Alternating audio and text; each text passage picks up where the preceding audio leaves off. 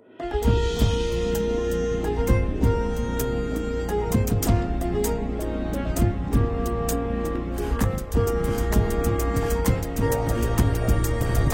የፈታ ቤተሰቦች የከበረ ሰላምታችን በያላችሁበት ይድረሳችሁ። ይህ የዕለተ ዓርብ የረፋድ መረጃችን ነው። እንደተለመደው መረጃውን በቅድሚያ በማስተዋወቅ እንጀምር። ጀነራሉ መስቀለኛ መንገድ ላይ ነን ብለዋል። አሁን ባለው ሁኔታ ወዴት እንደምንሄድም ማናውቅም ቆመናል ሲሉም ተናግረዋል። ከጠቅላይ ሚኒስትር አብይ አህመድም ጋር ከአንድ ጊዜ 3 ጊዜ ተገናኝቼ ተወያይቻለሁ ሲሉም አክለዋል። በርከት ያሉ ጉዳዮችንም አንስተው መፍትሄ ያሏቸውንም ሐሳቦች አቅርበዋል። ሌላው ቀርቶ የቡና ቤት ወሬዎችን ሳይቀር ለቅመን ወደ መድረክ እያወጣን መፍትሄ መስጠት ይገባናልም ሲሉ ጀነራሉ ተናግረዋል። ጀነራሉ ማን ናቸው?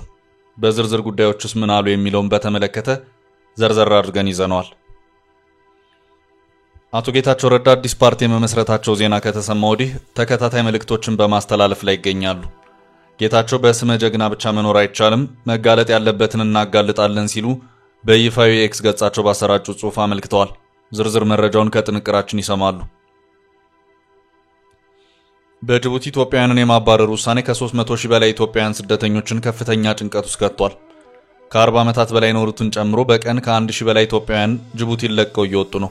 የጅቡቲ ውሳኔ ፖለቲካዊ መሆኑም ተሰምቷል። ዝርዝሩን ከጥንቅራችን ይሰሙታል።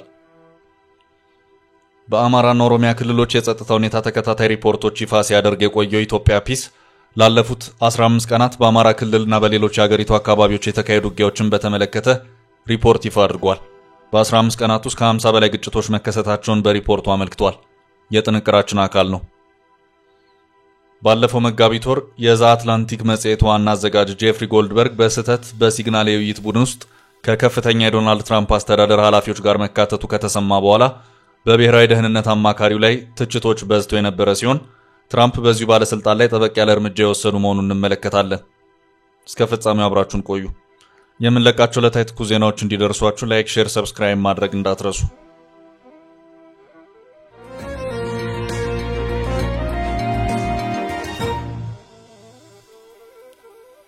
መስቀለኛ መንገድ ላይ ነን። ጀነራሉ መስቀለኛ መንገድ ላይ ነን ብለዋል። አሁን ባለው ሁኔታ ወዴት እንደምንሄድ ማናውቅም ቆመናል ሲሉም ተናግረዋል። የቡና ቤት ወሬዎችን ሳይቀር ለቅመን ወደ መድረክ እያወጣን መፍትሄ መስጠት ይገባናልም ሲሉ ጀነራሉ ተናግረዋል።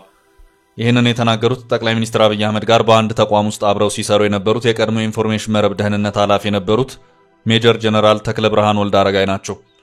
የቀድሞ ኢንፎርሜሽን መረብ ደህንነት ኃላፊ የነበሩት ሜጀር ጀነራል ተክለ ብርሃን ወልደ አረጋይ ከሰሞኑ ብራክሾ ከተባለ የበይነመረብ ሚዲያ ጋር ቆይታ አድርገዋል። ጀነራሉ ጠቅላይ ሚኒስትር አብይ አህመድ ወደ ጠቅላይ ሚኒስትርነቱ ስልጣን ከመምጣታቸው በፊት በኢንሳ ውስጥ ከሳቸው ጋር አብረው የሰሩ ሰው ናቸው። በትግራይ የ2 ዓመታቱ ጦርነት ወቅት በየትኛውም ወገን ምንም አይነት ተሳትፎ ያልነበራቸው መሆኑን የገለጹት ጀነራሉ በአሁኑ ሰዓትም ኑሯቸውን በአዲስ አበባ ያደረጉ መሆኑን አመልክተዋል። የራሴ መኪና የለኝም፣ ከቦታ ቦታ ስጓዝ የምጠቀመው ራይድ ነው የሚሉት ጀነራሉ በአዲስ አበባ ጎዳናዎች በነፃነት እጓዛለሁ ሲሉም ተናግረዋል።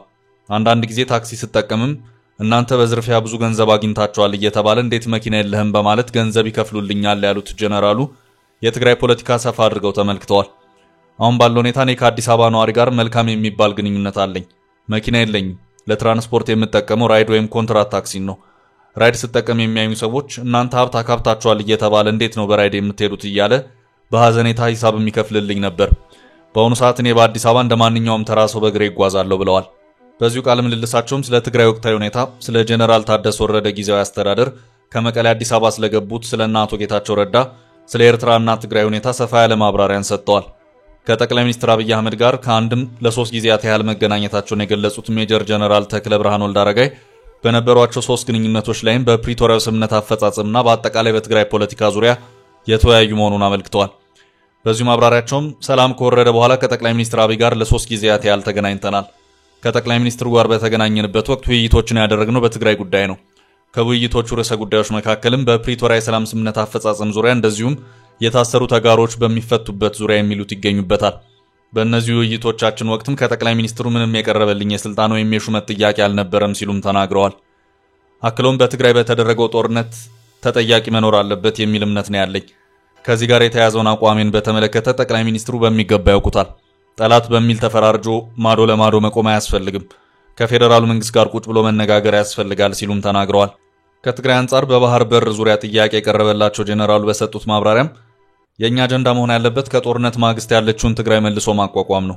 ትግራይ ካለፈው ጠባሳ መሻር መቻል አለባት። ትግራይን በተመለከተ አሁን የባህር በር ጉዳይ አጀንዳ አይደለም ሲሉም ተናግረዋል።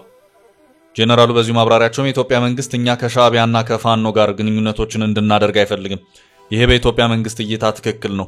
እኛም ብንሆን መንቀሳቀስ ያለብን አሃዳችንን አውቀን ነው። ዝም ብለን ወደ ጦርነት መግባት የለብንም። ነገሩ የሚብስ ከሆነ ባይሆን ኢትዮጵያንና ኤርትራን አስታራቂ ሆነ መምጣት እንችላለን። አሁን ከኤርትራ ጋር ጦርነት ከተጀመረ ቀላል ጦርነት አይሆንም። ድንገት የሚጀመርም ጦርነት አይመስለኝም። ምዕራባውያኑም አገራት ቢሆኑ ይህንን ጦርነት እንዲሁ በቀላሉ የሚመለከቱት ጦርነት አይደለም ሲሉም ነው የተናገሩት። በትግራይ ወቅታዊ ጉዳይ ላይ ማብራሪያቸውን የሰጡት ጄኔራል ተክለ ብርሃን አሁን ባለው ሁኔታ ትግራይ በሁለንተናዊ ቀውስ ውስጥ ናት። የትግራይ ችግር እንዲሁ ዛሬ መጣ አይደለም። ወደ ኋላ ሄደን ነገሩን ከፈተሽ ነው 150 ዓመት እየተጠራቀመ የመጣ ችግር ነው። ትግራይ ከፍተኛ ችግር ውስጥ ናት። አሁን ችግሮቹን አምኖ ወደ መፍትሄው ለመሄድ ከመጣር ይልቅ ችግሮችን እንደሌሉ የማስመሰል ነገሮችም ይስተዋላሉ። በአጠቃላይ ትግራይ ፖለቲካን በተመለከተ የፖለቲካ ቅኝታችን ወይም ፍልስፍናችን መቀየር መቻል አለበት። የትግራይ መጻኢ ዕድል በጥቂት ሰዎች ብቻ መወሰን የለበትም ሲሉም ተናግረዋል። ጄኔራል ተክለ ብርሃን ትግራይን በተመለከተ በሰጡት ሰፋ ያለ ማብራሪያቸውም ትግራይ አሁን መስቀለኛ መንገድ ላይ ቆማለች። ወዴት እንደምትሄድም ግልጽ የሆነ አቅጣጫ የለም። አሁን ችግሮቻችን በሙሉ አደባባይ ወጥተዋል። ይሄ ጥሩ ዕድል ነው ሲሉም ተናግረዋል። ህወሓት ሁሉንም ነገር በጠመንጃ ለመቆጣጠር እየተንቀሳቀሰ ይገኛል ያሉት ጄኔራሉ በትግራይ የተፈጠረው መስቀለኛ መንገድ ላይ መቆም ችግር ወዴት እንደምንሄድ እንዳናውቅ አድርጎናል ሲሉ ተናግረዋል። ጄኔራሉ አዲስ አበባ ስለገቡ ስለነ አቶ ጌታቸውም ጭምር ማብራሪያቸውን ሰጥተዋል። አንደኛው የህወሓት ክንፍ አዲስ አበባ ይገኛል። እነዚህ ሰዎች አዲስ አበባ ሆነው የትግራይን ፖለቲካ ለመስራት እያሰቡ ነው። በእውነቱ ይሄ የማይመስል ነገር ነው። አዲስ አበባ ላይ ቁጭ ብለ የትግራይን ፖለቲካ መስራት አትችልም። የትግራይን ፖለቲካ መስራት የሚቻለው ትግራይ ሆኖ ብቻ ነው ሲሉም ነው የተናገሩት። አሁን በትግራይ ሁለት ኃይሎች ተፋጠው ይገኛሉ ያሉት ጄኔራሉ እውነት ለመናገር በዚህ ሂደት ውስጥ እንደ ትግራይ ወዴት እንደምንሄድ አናውቅም። መስቀለኛ መንገድ ላይ ነን። የትግራይ አንድነት የሚበተንበት ሁኔታም ሊፈጠር ይችላል ሲሉም በጥብቅ አስጠንቅቀዋል። አሁን ክልሉን እየመሩ ላሉት ጄኔራል ታደሰ ወረደ ምክር ሐሳባቸውን የለገሱ ሲሆን ታደሰ ወረደ ማድረግ ያለባቸው መጀመሪያ ክልሉን ማረጋጋት ነው ሲሉም አክለዋል። ለመነጋገር ሐሳቦችን መናቅ የለብንም ያሉ ሲሆን የቡና ቤት ወሬዎችን ወደ መድረክ አውጥተን ጭምር ችግሮቻችንን መፍታት ይገባናል ሲሉም ተናግረዋል። ከኤርትራ መንግስት ጋር ተፈጠረ የሚባለውን የጎንዮሽ ግንኙነት በተመለከተም ጄኔራሉ አጥብቀው ኮንነውታል። የኢትዮጵያ መንግስት ከፋኖም ጋር ሆነ ከኤርትራ መንግስት ጋር ግንኙነቶችን እንድንፈጥር አይፈልግም ያሉት ጄኔራሉ ሻዕቢያ የትግራይ መሬቶችን ተቆጣጥሮ እያለ ወንድማማቾች ነን ማለት የማይመስል ቀልድ ነው ሲሉም አክለዋል። ነጻ ሀገረ ትግራይን እደግፋለሁ ያሉም ሲሆን ትግራይና ኤርትራ ተደምረው ሀገር ይሆናሉ የሚለው ግን በእውነቱ ለኔ ቀልድ ነው። ኤርትራ በዓለም የተገለለች ሀገር ናት። ምዕራባውያኑም ቢሆኑ ይህንን ጉዳይ እንዲህ በቀላሉ የሚያዩት አይደለም። እናም ከነሱ ጋር ጭምር ሊፈጠር ይችላል ሲሉም ነው ሜጀር ጄኔራል ተክለ ብርሃን ወልደ አረጋይ ማብራሪያቸውን የሰጡት።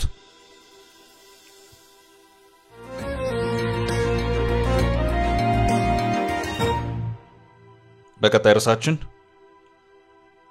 የ15 ቀናቱ ውጊያ በአማራና ኦሮሚያ ክልሎች የጸጥታ ሁኔታ ተከታታይ ሪፖርቶች ይፋ ሲያደርግ የቆየው ኢትዮጵያ ፒስ ላለፉት 15 ቀናት በአማራ ክልልና በሌሎች የሀገሪቱ አካባቢዎች የተካሄዱ ውጊያዎችን በተመለከተ ሪፖርት ይፋ አድርጓል። በ15 ቀናት ውስጥ ከ50 በላይ ግጭቶች መከሰታቸውን በሪፖርቱ ተመላክቷል። ኢትዮጵያን ፒስ ኦብዘርቫቶሪ ይፋ ባደረገው ሪፖርት ባለፉት 15 ቀናት በኢትዮጵያ የተለያዩ አካባቢዎች 57 ፖለቲካዊ ግጭቶች መከናወናቸውን ነው የገለጸው። ይህም ካለፈው ወር ጋር ሲነጻጸር በመጠኑ ቀንሶ መገኘቱን ጥናቱ አመልክቷል። እንዲሁም ባለፉት 15 ቀናት በተፈጠሩ ፖለቲካዊ ግጭቶች የተነሳ ቢያንስ 280 ሰዎች ሕይወታቸውን እንዳጡ የኢትዮጵያን ፒስ ኦብዘርቫቶሪ ሪፖርት አመልክቷል። በምስራቅ ወለጋ ዞን ሃሮ ሊሙ ወረዳ ከኤፕሪል 7 እስከ 12 ባሉት ቀናት ውስጥ የኦሮሞ ነጻነት ሰራዊት በሰነዘራቸው ያጸፋ ጥቃቶች 18 ሰዎች መገደላቸው በሪፖርቱ መመዝገቡን አክሏል። ጥቃቶቹ የሆነ ከፍተኛ የጦር አዛዥ በኢትዮጵያ ብሔራዊ መከላከያ ሰራዊት መገደሉን ተከትሎ የተሰነዘረ ያጸፋ እርምጃ መሆኑን ሪፖርቱ አክሏል። የኢትዮጵያ ፒስ ኦብዘርቫቶሪ ሪፖርት አክሎም በምስራቅ ጎጃም ዞን በእናርጅና ወጋ ወረዳ በገደብ ከተማ በደረሰ የድሮን ጥቃት ከ100 በላይ ሰዎች መገደላቸውን አመልክቷል። መከላከያ በዛሬው ዕለት በለቀቀው መረጃ በጎንደርና በሸዋ የተለያዩ አካባቢዎች በነበሩት ውጊያዎች በፋኖ ኃይሎችና በሸኔ ታጣቂዎች ላይ እርምጃ የወሰደ መሆኑን አስታውቋል። የማዕከላዊ እዝ ዋልታ ክፍለ ጦር በምዕራብ ሸዋ ዞን በድሬንጭኔ ወረዳ ልዩ ስሙ ኩዩ አሬ በተባለ ቦታ የሽብር ቡድኑ አባላት ላይ እርምጃ ወስዷል ሲል አስታውቋል። በተመሳሳይ በደቡብ ጎንደር ዞን ሊቦ ከመከም ወረዳ ውሻ ጥርስ ቀበሌና ጣራ ገዳም አካባቢ በፋኖ ታጣቂዎች ላይ እርምጃ ወስጃለሁ ሲል መከላከያ ዛሬ ጠዋት ባጋራው መረጃ አስታውቋል። በዚህ ዙሪያ በሁለቱ ተዋጊዎች በኩል የተባለ ነገር የለም።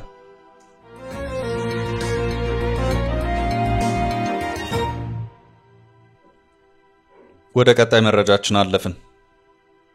የመስዋዕት ሱስ አለባቸው ጌታቸው የጠቅላይ ሚኒስትሩ የምስራቅ አፍሪካ ጉዳዮች አማካሪ ሚኒስትር አቶ ጌታቸው ረዳ አዲስ ፓርቲ የመመስረታቸው ዜና ከተሰማ ወዲህ ተከታታይ መልእክቶችን በማስተላለፍ ላይ ይገኛሉ። ጌታቸው በስመ ጀግና ብቻ መኖር አይቻልም፣ መጋለጥ ያለበትን እናጋልጣለን ሲሉ በይፋዊ ኤክስ ገጻቸው ባሰራጩት ጽሑፍ አመልክተዋል። በጠቅላይ ሚኒስትሩ የምስራቅ አፍሪካ ጉዳዮች ሚኒስትር አቶ ጌታቸው ረዳ የሚመራው ከህወሓት የተከፈለው ቡድን አዲስ የፖለቲካ ፓርቲ ለማቋቋም በሂደት ላይ መሆኑ ይታወቃል። ይህን ተከትሎ በትላንትናው ዕለት ጌታቸው ስለዚሁ ፓርቲያቸው አጠር ያለ ማብራሪያ ለመጀመሪያ ምሽቱን ሌላ ተጨማሪ መልእክት አክለውበታል።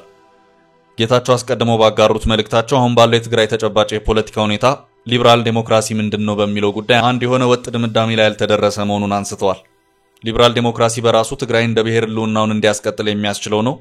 አሁን ካለንበት ውስብስብ ችግርስ በዘላቂነት እንድንወጣ የሚያግዘን ነው። በጥፋት ኃይሎች የተበተኑትን አቅሞቻችንን ለመሰብሰብ ያስችለናል ሲሉ የተወሰኑ ጥያቄዎችን ያነሱት አቶ ጌታቸው በዚህም እስኪ ሐሳቡን ወስደን እንወያይበት ሲሉም ሌሎችን ለውይይት ጋብዘዋል። ይህን መልእክታቸውን ካጋሩ ከሰዓታት በኋላ ባሰፈሩት ሌላ ጽሑፍ ላይ በታሪካችን ብዙ ጀግኖቻችንን አፍርተናል፣ ግን መስዋዕትነት ሱስ ያለባቸው መሪዎቻችን በሰሩ ስራ እነዚህን ጀግኖች በተሳሳተ ጊዜና ወቅት አደጋ ውስጥ ከተናቸዋል ሲሉ አመልክተዋል። ጌታቸው ከነዚህ መሪዎች መካከልም የትግራይን ህዝብ በቅንነት የሚያገለግሉ ወይም የሚችሉትን ሁሉ የሚያደርጉ፣ በሌላ በኩል የትግራይን ህዝብ በማገልገል ሽፋን የሚሰርቁና ሌብነትን ብቻ ማዕከል አድርገው ህዝቡን በራሳቸው አሉባልታ የሚጠምዱ ውሸታሞች እነማን እንደሆኑ ለማወቅ እድሉን አግኝቻለሁ ሲሉ አብራርተዋል።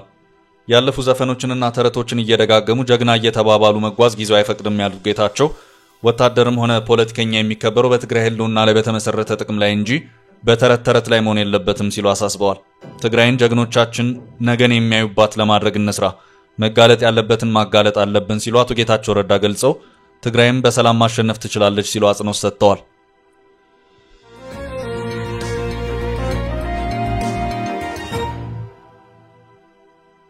በቀጣይ መረጃችን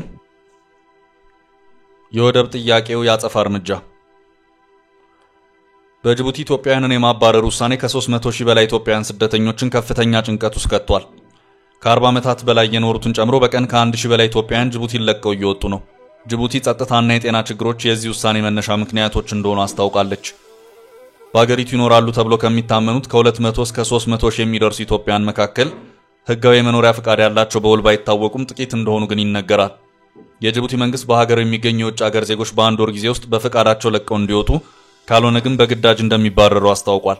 ሰነድ አልባ የሆኑ የውጭ ሀገር ዜጎች ሀገሪቱን ለቀው እንዲወጡ የተሰጣቸው ቀነ ገደብም በመጪው ቅዳሜ ይጠናቀቃል። ይህ መንግስታዊ ትዕዛዝ ያተኮረው በእኛ ላይ ነው የሚሉት በዚያች ሀገር የሚኖሩ ኢትዮጵያውያን ስደተኞች በበኩላቸው በአጭር ጊዜ ውስጥ መውጣት ስለማንችል ተጨንቀናል ብለዋል። ከዚህ አልፎ የመንግስትን እርዳታ ጠይቀዋል። አሁን ላይ በቀን ቢያንስ 1000 ሰው ከጅቡቲ በመኪና እየወጣ ነው። አብዛኞቹ በጊዜያዊ ስራዎች ላይ ተሰማርተው የነበሩ ናቸው ተብሏል። ለበርካታ ዓመታት ብዙ ሀብትና ንብረት ያፈራው ስደተኛ እንደዚሁም ደሞዝ ያልተከፈላቸው በርካታ ኢትዮጵያውያን ከባድ ችግር ላይ መሆናቸው ተመልክቷል። በሌላ በኩል በአዲስ አበባ ዩኒቨርሲቲ የማህበረሰብ ሳይኮሎጂ መምህርና የፍልሰትና የስደት ጥናት ማዕከል አስተባባሪ የሆኑት ዶክተር አበባው ምናዬ የጅቡቲን ውሳኔ በተመለከተ ለአንድ የሀገር ውስጥ ዘጋቢ በሰጡት ማብራሪያ ጉዳዩ ጂኦፖለቲካዊ ነው፣ መፈታትም ያለበት በውይይት ነው ብለዋል። ዶክተር አበባው ምናዬ ብዙ ጊዜ እንደምናየው እንደዚህ አይነት ውሳኔ የሀገራት ፖለቲካዊ ግንኙነት ነጸብራቅ ነው። ዲፕሎማሲያዊ ግንኙነቶች በሰዎች ፍልሰት ላይ ከፍተኛ ተጽዕኖ አላቸው። መልካም ግንኙነት ሲኖርህ የሌላ ሀገር ዜጎችን ትንከባከባለህ፣ አሉታዊ ግንኙነት ሲኖር ደግሞ የሌላውን ሀገር ዜጋ ታስወጣለህ። የጅቡቲም አንዱ ምክንያት ይሄ ሊሆን ይችላል ሲሉ አብራርተዋል። ምሁሩ አክለውም ሁለተኛው ምክንያት ደግሞ በሱዳን በኩል ያለው የፍልሰትና የስደት በር አሁንም እንዳለ ቢሆንም ብዙ ችግር ገጥሞታል። ስለሆነም ከኢትዮጵያ የሚነሱ ፍልሰተኞች ወደ ጅቡቲ መስመር አቅጣጫ ቀይረዋል። ይህ መስመር በጣም ተጨናንቋል፣ አሁን ከሌሎች በበለጠ። ይህም በፍልሰተኞች ፍሰት ጅቡቲን ሊያስመርራት ይችላል። ነገር ግን አሁን ጅቡቲ ውጡልኝ እያለቻቸው ያለችው ነባር ፍልሰተኞችን ነው፣ አዳዲሶቹን አይደለም። ይህ ደግሞ ነገሩን ፖለቲካዊ ያደርገዋል ሲሉ አመልክተዋል። የኢትዮጵያ ወደብ አማራጮችን መፈለግና በጅቡቲ ወደቦች ላይ ጥገኛ ላለመሆን የሚደረገው ጥረት ያስደነግጣል። ኢትዮጵያ ደግሞ አማራጮችን እያፈላለገች ነው ያለችው። ከኢትዮጵያ በጣም ከፍተኛ ገቢ ሲያገኝ የነበረ ሀገር ኢትዮጵያ ሌሎች ሀገራት ወደቦችን ለመጠቀም ስታማትር ይደነግጣል። ላብነት ኢትዮጵያ ከኤርትራ ጋር ሰላም የፈጠረች ጊዜ ለጅቡቲ አስደንጋጭ ነበር። ኢትዮጵያውያኑ ኤርትራ ላይ ወደብ ካገኙ ጥለውኝ ይሄዳሉ ነው የምትለው። ስለዚህ ስደተኞችን የማባረር እቅዱ ትርጉም ሌላ ወደብ አታማትር፣ እዚሁ ቆይልኝ፣ ካማተርክ ግን እኔ ደግሞ ያለችኝን ዱላ ወረውራለሁ ነው። ይህን ዱላ ተወረውረዋለች የሚለውን የምናየው ይሆናል። ከተወረወረ ግን ለሁለቱም ሀገራት ጎጂ ነው የሚሆነው ሲሉ በአዲስ አበባ ዩኒቨርሲቲ የማህበረሰብ ሳይኮሎጂ መምህርና የፍልሰትና የስደት ጥናት ማዕከል አስተባባሪ የሆኑት ዶክተር አበባው ምናዬ አብራርተዋል።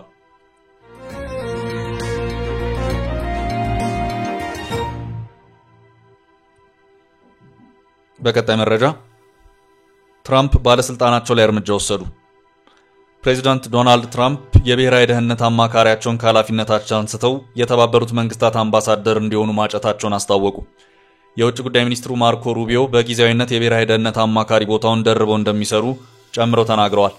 ባለፈው መጋቢት ወር የዘ አትላንቲክ መጽሔት ዋና አዘጋጅ ጄፍሪ ጎልድበርግ በስህተት በሲግናል የውይይት ቡድን ውስጥ ከከፍተኛ የዶናልድ ትራምፕ አስተዳደር ኃላፊዎች ጋር መካተቱ ከተሰማ በኋላ በብሔራዊ ደህንነት አማካሪው ላይ ትችቶች በዝተው ነበር። ሐሙስ ዕለት በትሩዝ ማህበራዊ ሚዲያቸው ላይ ብሔራዊ ደህንነት አማካሪያቸው መነሳትን ያስታወቁ ፕሬዝዳንቱ የውጭ ጉዳይ ሚኒስትሩ ማርኮ ሩቢዮ የብሔራዊ ደህንነት አማካሪ ቦታውን ደርበው እንደሚሰሩ ተገልጿል።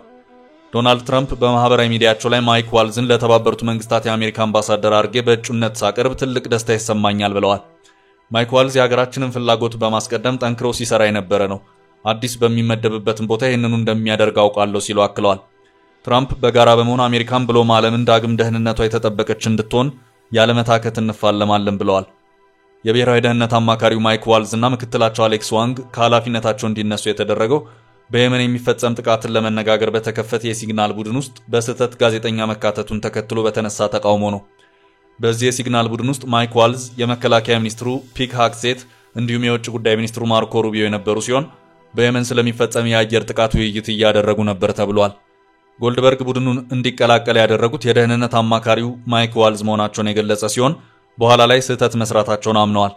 የቀድሞ የፍሎሪዳ ኮንግረስ አባል በትራምፕ የሁለተኛ የስልጣን ዘመን ዋይት ሃውስን በመልቀቅ የመጀመሪያው ከፍተኛ ኃላፊ ሆነዋል። ዋልዝ በኤክስ ገጻቸው ላይ ፕሬዝዳንቱ በማህበራዊ ሚዲያቸው ላይ ያጋሩትን በማያያዝ አጭር መልእክት አስፍረዋል። ለፕሬዝዳንት ትራምፕ እንዲሁም ለታላቁ ህዝባችን አገልግሎት መስጠቴን በመቀጠሌ ኩራት ይሰማኛል። ለዛሬ ያዝንላችሁን ርዕሰ ጉዳዮች እዚህ ላይ ቋጨን። ላይክ፣ ሼር እና ኮሜንት በማድረግ ለቻናላችን ድጋፋችሁን መግለጽ እንዳትዘነጉ እያልን ከሌሎች መረጃዎች ጋር ደግመን እስክንገናኝ ቸር ያሰማን ስንል ተሰናበትን።